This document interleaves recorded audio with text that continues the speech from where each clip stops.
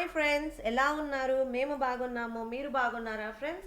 ఈరోజు మనము దొండకాయ ఫ్రై ఎలా చేసుకోవాలో తెలుసుకుందాము. ఒక కడాయి తీసుకొని అందులోనికి తగినంత ఆయిల్ వేసుకొని ఆయిల్ హీట్ ఎక్కిన తర్వాత ఆవాలు, జీలకర్ర,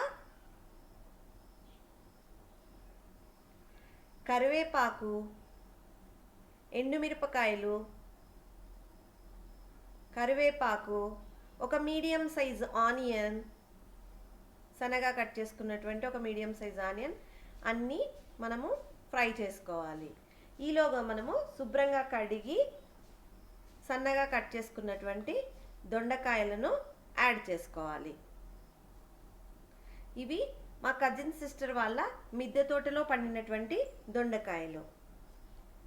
మార్కెట్లో పండినటువంటి దొండకాయలు అయితే మనకు మార్కెట్లో దొరికేటువంటి దొండకాయలు అయితే మనకు చాలా టైం తీసుకుంటుంది ఫ్రై అవ్వడానికి.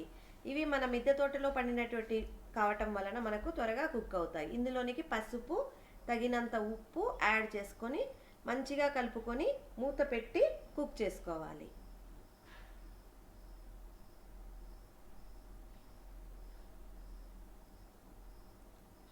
చూడండి ఫ్రెండ్స్, ఎంత లేతగా ఉన్నాయో దొండకాయలు.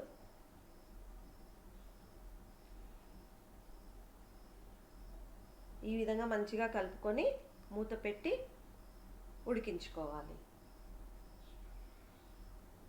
ఈ విధంగా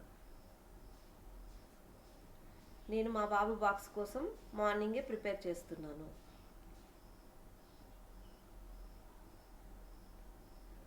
ఈ విధంగా ఫ్రై అయినటువంటి దొండకాయల్లోకి మనము 1/2 స్పూన్ అల్లం వెల్లుల్లి పేస్ట్ను యాడ్ చేసుకోవాలి.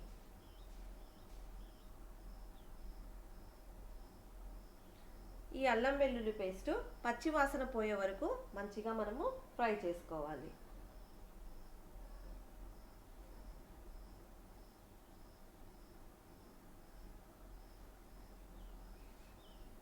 ఇలా ఫ్రై అయినటువంటి దొండకాయలోకి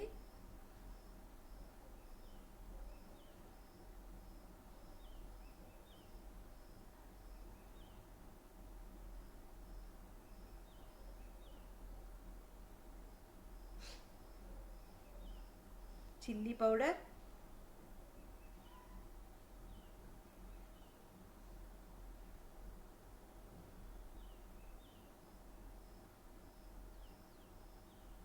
అలాగే ధనియా పౌడర్,